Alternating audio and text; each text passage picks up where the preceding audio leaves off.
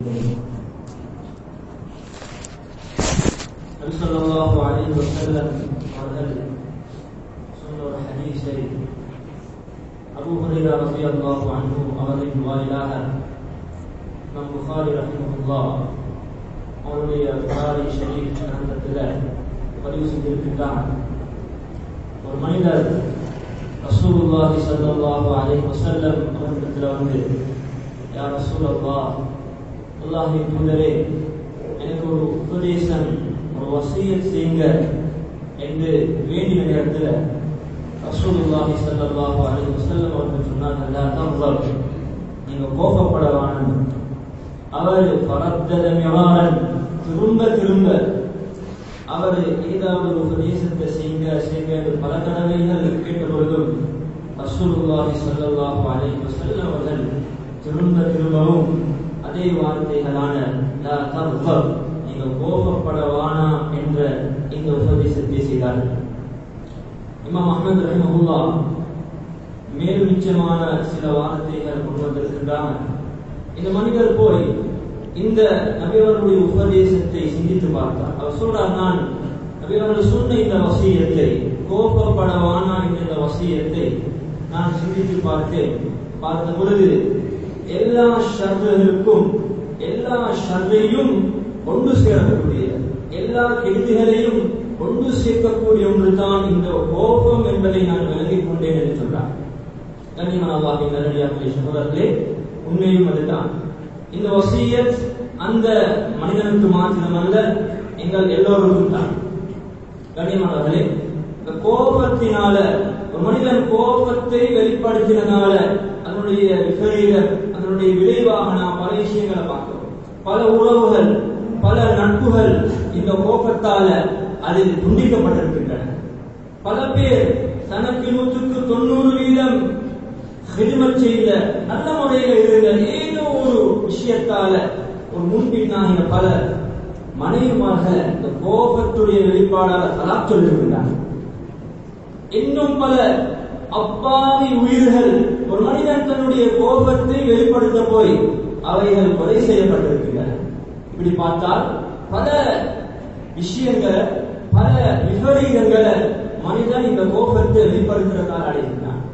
கனிமன் அல்லாஹ்வின் நல்லடியார்களே, சகோதரர்களே, இன்னும் பலர் கோபமான நேரத்தில் கோபத்தை வெளிப்படுத்த போய் பெருமதியான பொருள் எல்லாம் அவர் உடைத்துவிட்டு பின்னால கை செய்யப்பட்டு கொண்டிருப்பார்.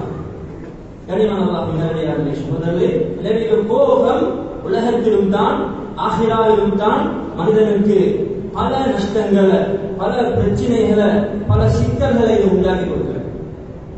கனிமன் அல்லாஹ்வின் நல்லடியார்களே, சகோதரர்களே, விஷயத்தை நாம் நன்றாக விளங்கிக் கொள்ள வேண்டும்.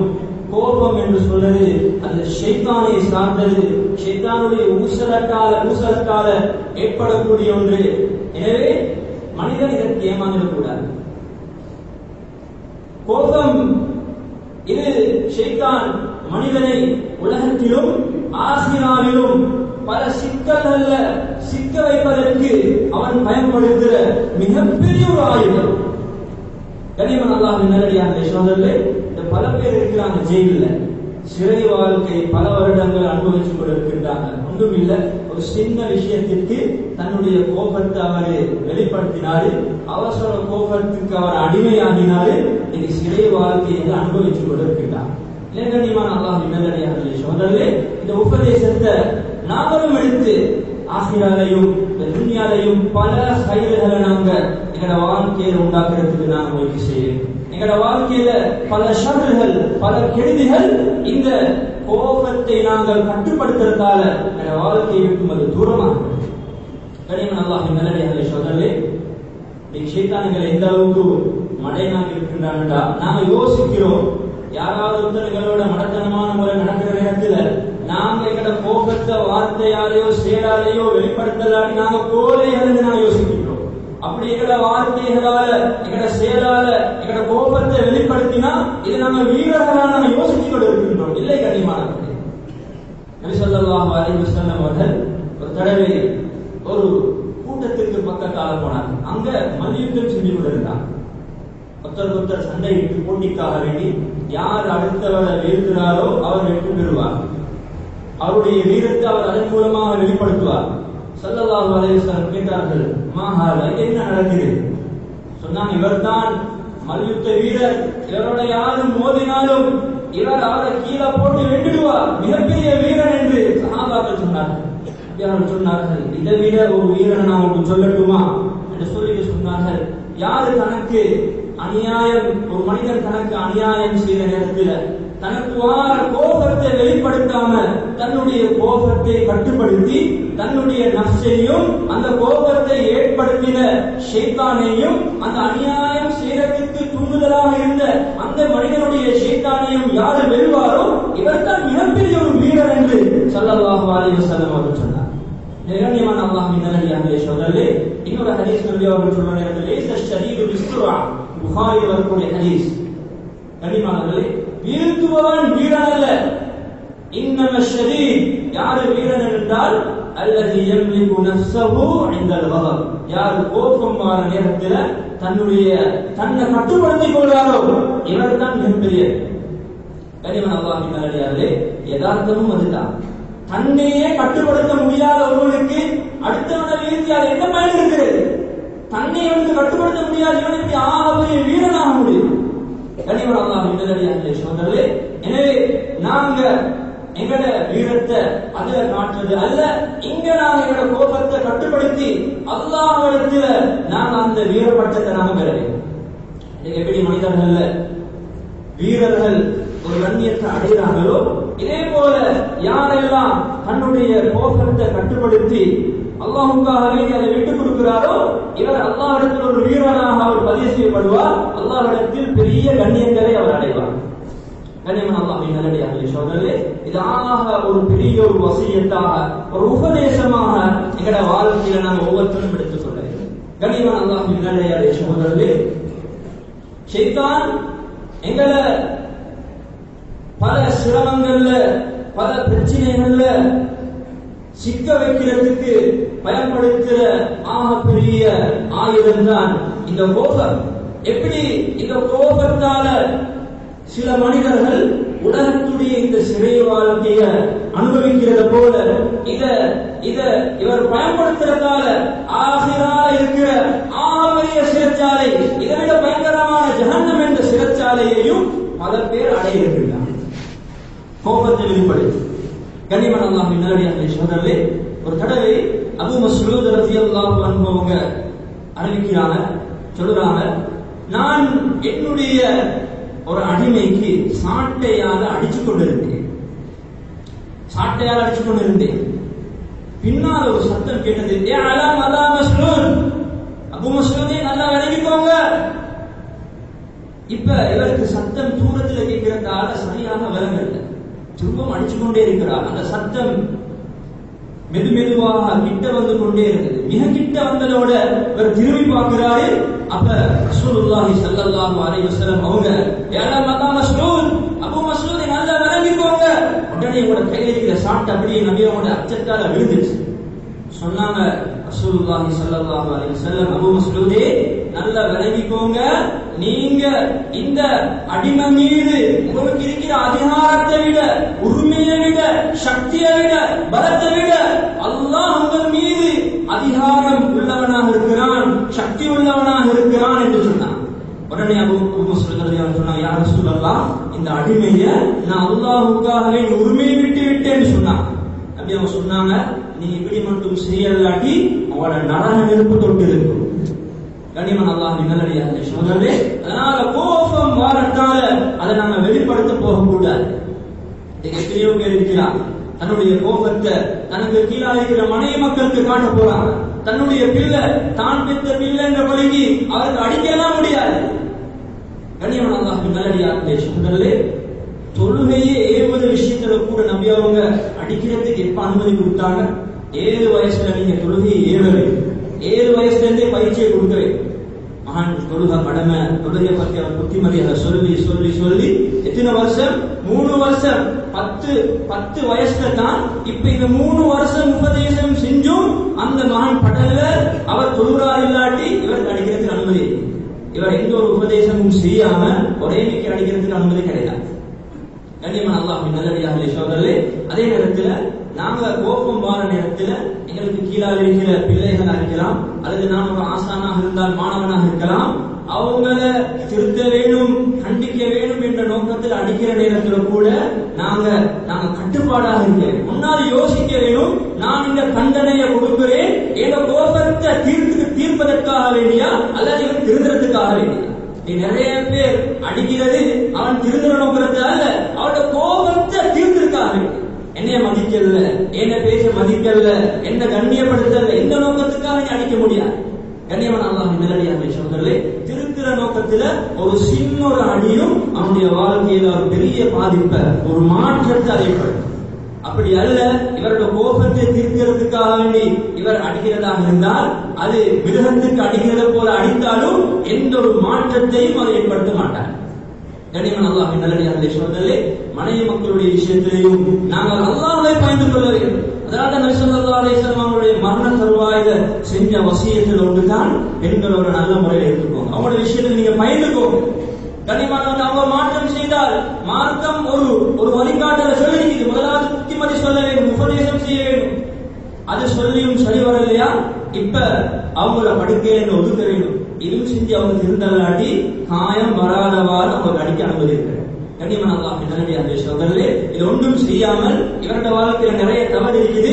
தனக்கு கீழால இந்த மனைவி இருக்கிறார், கேட்கப்பாங்க ஆள் இல்லை என்று அடித்தால் இங்க மாட்டாவிட்டாலும் மறுமையில் அவர்கள் மாட்டிக்கொள்வார் என்பதை அவர்கள் நன்றாக புரிந்து கொள்ள வேண்டும். எனவே கண்ணியமான அல்லாஹ்வின் நல்லடியார்களே சகோதரர்களே, கோபத்தை நாங்கள் வெளிப்படுத்த கூடாது, அதை நாங்கள் கட்டுப்படுத்த முயற்சி செய்ய. எப்படி ஏனைய விபச்சாரம், மது, இது போல பாவங்களும் கோபத்தை வெளிப்படுத்துறது ஒரு பாவம். இது ரசூலுல்லாஹி ஸல்லல்லாஹு அலைஹி வஸல்லம் அவர்களுடைய கட்டளை. கண்ணியமான அல்லாஹ்வின் நல்லடியார்களே சகோதரர்களே, உலமாக்கள் சொல்றார்கள், கோபத்தை வெளிப்படுத்துறது இது சுமப்பாக்கள் மடையர்களுடைய அடையாளம் என்று சொல்றாங்க. நாம புத்திசாலியுடைய அடையாளம், நான் வீரன் என்றெல்லாம் நாம யோசித்துக் கொண்டிருக்கிறோம். இல்லை கண்ணியமான, காலம் காலமாக யாரெல்லாம் மடத்தடத்தோடு இருக்கிறாங்களோ இவங்களோட அடையாளம் தானா கோபத்தை வெளிப்படுத்துறது. புத்திசாலிகள் அந்த காலத்திலிருந்து நாம பார்க்கிறோம். சஹாபாக்கள், நபிமாருடைய வரலாற்றை பார்த்தால் யாரு கோபத்தை அடக்கிக் கொள்றாங்களோ இது இவங்களுடைய அடையாளம். கண்ணியமான அல்லாஹ்வின் நல்லடியார்களே சகோதரர்களே, நாங்க அந்த புத்திசாலி கூட்டத்தில் நாங்க ஒவ்வொருத்தரும் சேர. கண்ணியமானவர்களே, நாங்க புத்திசாலிகளாக இருந்தால், நாங்கள் நல்ல விளக்கம் உள்ளவர்களாக இருந்தால், ஷைத்தான் எங்களை இந்த கோபத்தை வச்சு அவன் பல சிக்கல்கள்ல, பிரச்சனைகள்ல, உலகத்திலேயும் ஆகிராலையும் அவன் சிக்க வைக்க முயற்சிக்கிறான். எனவே நாங்க இந்த கோபத்தை வச்சு, அதே ஆயுதத்தை வச்சு நாங்க சொர்க்கத்தையும் உயர்ந்த அந்தஸ்தையும் அடையிறதுக்கு நாங்கள் முயற்சி செய்வோம். இந்த ஆயுதத்தை அவனுக்கு எதிராக நாங்கள் பயன்படுத்துறது. எப்படி பயன்படுத்துறது? அதன் கோபத்தை கட்டுப்படுத்துறது. கோபத்தை கட்டுப்படுத்துறதால ஏராளமான கூலிகளை அல்லாஹ்வும் ரசூலும் நமக்கு வாக்களித்திருக்கிறார். கண்ணியமான அல்லாஹ்வின் நல்லடியார்களே சகோதரர்களே, அல்லாஹ் தஆலா குர்ஆன்ல சொல்ற நேரத்தில் நல்ல மக்கள் முஃமினூன்களுடைய பண்புகளை பற்றி அல்லாஹ் தஆலா பேசும்போது வஇதா மா கதிபூஹும் யக்ஃபிரூன், அவங்களுக்கு கோபம் வர நேரத்தில் கோபத்தை வெளிப்படுத்தாமல் அவங்க அந்த கோபத்தை உண்டாக்கின மக்களை மன்னித்து அவர்களுக்கு உபகாரம் செய்வார். இது முஃமினூன்களுடைய பண்பு. ஒரு தடவை ரசூலுல்லாஹி ஸல்லல்லாஹு அலைஹி வஸல்லம் அவர்களிடத்தில் ஒரு மனிதர் வந்து கேட்கிறார், யா ரசூலல்லாஹ், அல்லாஹ்வுடைய கோபத்தை விட்டும் தூரமாக்கக்கூடிய ஒரு விஷயத்தை எனக்கு சொல்லித்தாங்க.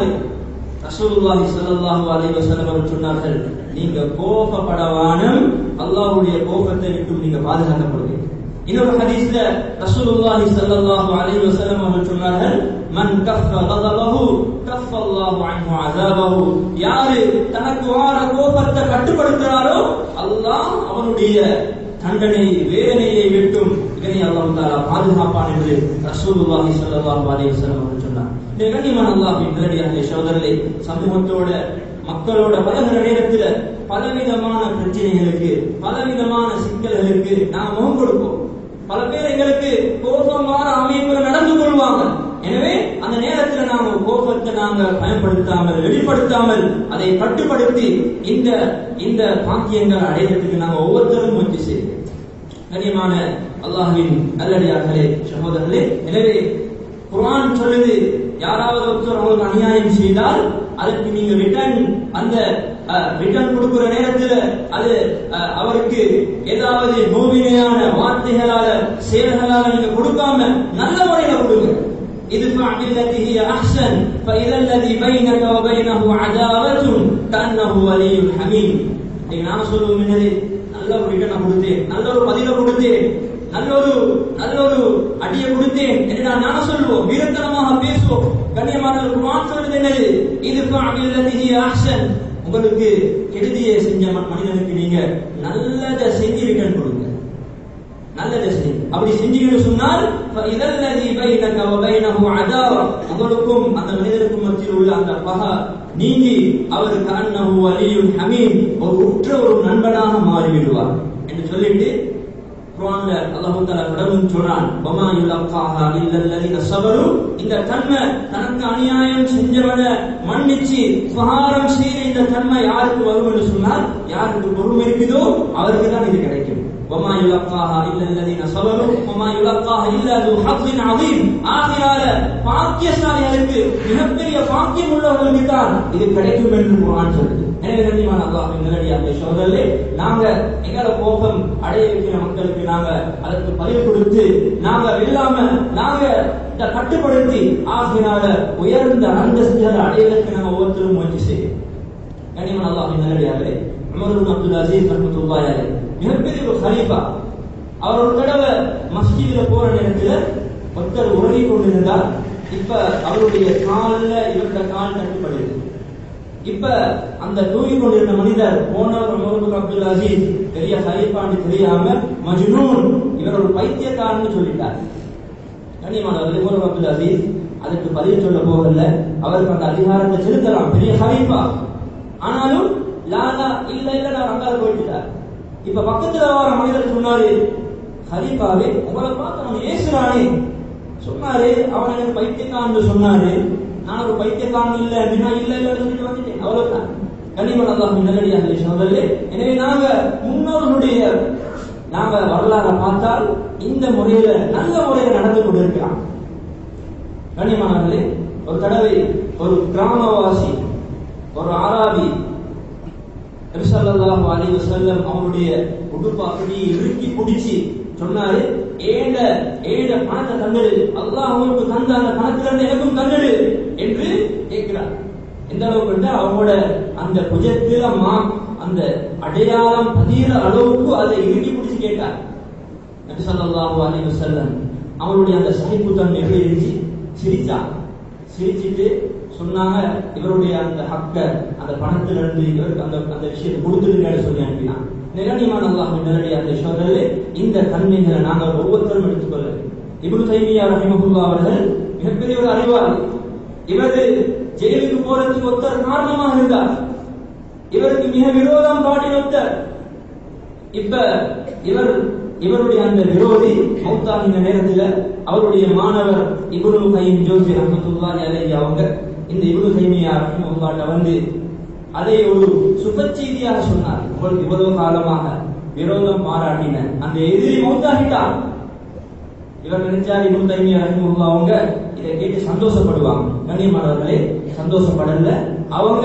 அவங்கள கண்டிச்சாங்க. இப்படி சொன்ன நேரத்தில் அவங்களோட கோபப்பட்டாங்க. கண்ணியமானவர்களே, பின்னால் என்ன செஞ்சாங்கன்னா இந்த செய்தியை கேள்விப்பட்டு அந்த எதிரியுடைய வீட்டுக்கு, அந்த ஜனாசா வீட்டுக்கு போய் அந்த குடும்பத்தாருக்கு சொன்னாரு, இந்த மனிதர் உங்களோட இந்த மரணித்த இந்த மனிதர் இதற்கு முன்னால எப்படி உங்களோட விஷயத்துக்கு பொறுப்பாக இருந்தாங்களோ, உங்களோட செலவினங்களுக்கு பொறுப்பாக இருந்தாலோ, நான் இதுக்கு பின்னால அதை நான் பொறுப்பெடுக்கிறேன் என்று சொன்னான். கண்ணியமான அல்லாஹ்வின் நல்லடியார்களே, சகோதரர்களே, இவ்வாறு தங்களுடைய முன்னோர்கள் இதற்கு மிகப்பெரிய ஒரு முன்மாதிரியாக இருந்திருக்கின்றார்.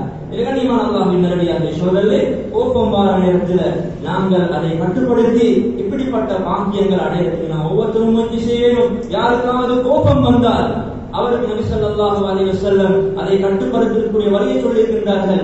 ஒன்னாவது அஊது பில்லாஹி மினஷ் ஷைத்தானிர் ரஜீம் என்று அவர் அதிகமாக சொல்ல வேண்டும். ரெண்டு பேர் ஒரு தடவை ஏசி கொண்டிருக்கிறான், ஒருத்தருக்கு ஒரு ஏசி கொள்றான், கோபத்தால் ஒருத்தருக்கு ஒருத்தர் ஏசி பேசி கொண்டிருக்கிறான். அப்படி அவங்க சொன்னாங்க, இந்த மனிதர்கள் யாராவது ஒருத்தர் ஒரு வார்த்தைய ஒரு கலிமா இருக்குது, அந்த கலிமாவை சொன்னா அந்த கோபம் போய்விடும். சொன்னாங்க அஊது பில்லாஹி மினஷ் ஷைத்தானிர் ரஜீம் என்று இந்த வார்த்தையை சொன்னால் அவங்களோட கோபம் போய்விடும் என்று ரசூலுல்லாஹி ஸல்லல்லாஹு அலைஹி வஸல்லம் வழிகாட்டுகிறார். அதே போல கோபம் வார அந்த இடத்துல அவர் இடிக்காம அவர் போய்விட வேண்டும். அவர் சொன்னாங்க அவர் கோபம் வார நேரத்தில் எழுந்திருந்தால் அவர் உட்கார்ந்திட வேண்டும். உட்கார்ந்தும் கோபம் போகாவிட்டால் அவர் சாஞ்சு கொள்ள வேண்டும். வீட்டுல மனைவியோட வாக்குவாதம் வருகின்றால் அந்த இடத்துல பதிலுக்கு பதில் சொன்னார், பதிலுக்கு பதில் போனால் அங்க ஷைத்தான் வந்து விடுவார். அதனால பெரிய பிரச்சனைகள் வரும். இவர் அந்த இடத்தில் உட்கார்ந்து அமைதியாக இருக்க வேண்டும். அப்படி இல்லை, அதுவும் கோபம் போவதில்லாட்டி போய் உறங்கிக் கொள்ள, சாஞ்சு கொள்ள. கனிமன் அல்லாஹ்வின் நல்லடியார்களே சகோதரர்களே, எனவே கோபத்தை வெளிப்படுத்துற இடத்துல மலக்குமாருடைய உதவி இருக்க மாட்டாது, ஷைத்தான் வந்து விடுவான். அதனால பல பிரச்சனைகளுக்கு அவன் முகம் கொடுப்பான். ஒரு தடவை அபூ ஹுரைரா ரலியல்லாஹு அன்ஹு அவங்களுக்கு ஒரு மனிதன் ஏசினான், கடுமையாக ஏசினான். அபூபக்கர் ரலியல்லாஹு அன்ஹு இப்ப அவங்க மௌனமாக இருந்தான். அவன் தொடர்ந்தும் ஏசினான், அவன் மௌனமாக இருந்தான், பின்னாலே ஏசினான். இப்ப இவங்க பதில் கொடுக்க ஆரம்பிச்சாங்க. நபி ஸல்லல்லாஹு அலைஹி வஸல்லம் எழுதி போயிட்டான். கனிமானவர்களே, போய் நபி அவங்கள்ட்ட போய் அபூபக்கர் ரலியல்லாஹு நான் ஏன் யார சொல்ல எழுதி போறீங்க சொன்னாங்க. நீங்க மௌனமாக இருக்கிற அந்த நேரத்தில் உங்களோட உதவிக்கு ஒரு மலக்கு இருந்தாரு. எப்ப நீங்க உங்களோட கோபத்தை வெளிப்படுத்தி பதில் கொடுக்க ஆரம்பிச்சீங்களோ மலக்கு போய் ஷைத்தான் வந்து விட்டான். எனவே நான் எழுதி போய்விட்டேன். கனிமான என்ன சொல்லுவாராம் என்றால் அந்த இடத்துல எந்த சைடாலும் வரமாட்டாரு. இப்ப நீங்க பதிலுக்கு பதில் சொன்ன நேரத்தில் ஷைத்தான் வந்துட்டால் இங்கிட்ட ஏதாவது ஒரு ஆபத்து தான் வரப்போகிறது. எனவே கனிமானவர்களே, வீட்டுக்குள்ளால நாங்க ஒருத்தர் நாங்க கோபத்தை வெளிப்படுத்த போனால் மலக்குமார்கள் போய்விட்டு ஷைத்தான் வந்து விடுவான். அவருடைய ஆதிக்கத்துக்கு கீழால் அந்த வீடு வந்து விட்டால் அதில் ஏதாவது ஒரு பிரச்சனை குழப்பத்தில் தான் அது இருந்துவிடும். அதனால நாங்க வெளிப்படுத்தாமல் மௌனமாக அந்த இடத்துல நாங்க ஒதுங்குறது தான் எங்களுக்கு புத்தி. இறைவனின் அல்லாஹ்வின் நல்லடியார்களே சகோதரர்களே, இந்த வசியத்தை நாங்களும் எடுத்து உலகத்திலும் ஆகிராலையும் அந்த உயர்ந்த அந்தஸ்தை அடைவதற்கு அல்லாஹ் சுப்ஹானஹு வ தஆலா நம் அனைவரும் அருள் புரிவானாக. وآخر دعوانا الحمد لله رب العالمين. الحمد لله نحمده ونستعينه